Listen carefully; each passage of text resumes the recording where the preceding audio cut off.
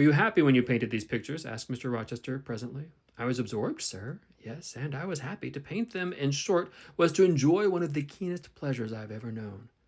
"That is not saying much. Your pleasures, by your own account, have been very few, but I dare say you did exist in a kind of artist's dreamland while you blent and arranged these strange tints.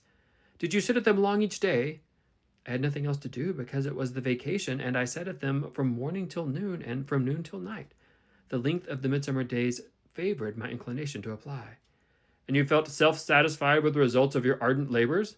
"Far from it.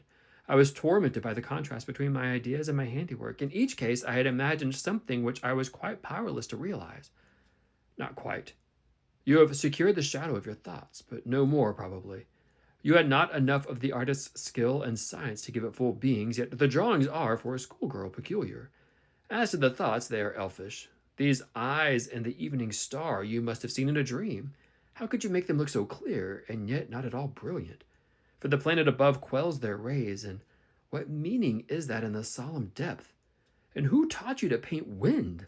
There is a high gale in that sky on this hilltop. Where did you see Latmos? For this is Latmos.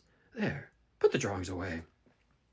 I had scarce tied the strings of the portfolio when, looking at his watch, he said abruptly, "It is 9 o'clock. What are you about, Miss Eyre? And to let Adele sit up so long. Take her to bed."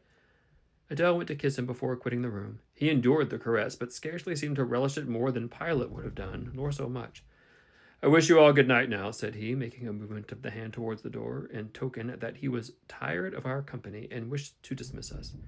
Mrs. Fairfax folded up her knitting. I took my portfolio. We curtsied to him, received a frigid bow in return, and so withdrew.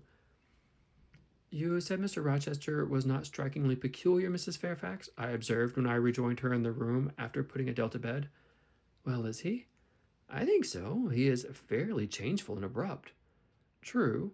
No doubt he may appear so to a stranger, but I am so accustomed to his manner, I never think of it. And then, if he has peculiarities of temper, allowance should be made." "Why?" "Partly because it is his nature, and we can none of us help our nature, and partly he has painful thoughts, no doubt, to harass him and make his spirits unequal." "What about?" "Family troubles, for one thing." "But he has no family." "Not now, but he has had, or at least relatives. He lost his elder brother a few years since." "His elder brother?" "Yes.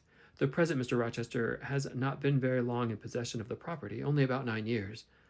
9 years is a tolerable time. Was he so very fond of his brother so as to still be inconsolable for his loss?" "Why, no, perhaps not. I believe there were some misunderstandings between them. Mr. Roland Rochester was not quite just to Mr. Edward, and perhaps he prejudiced his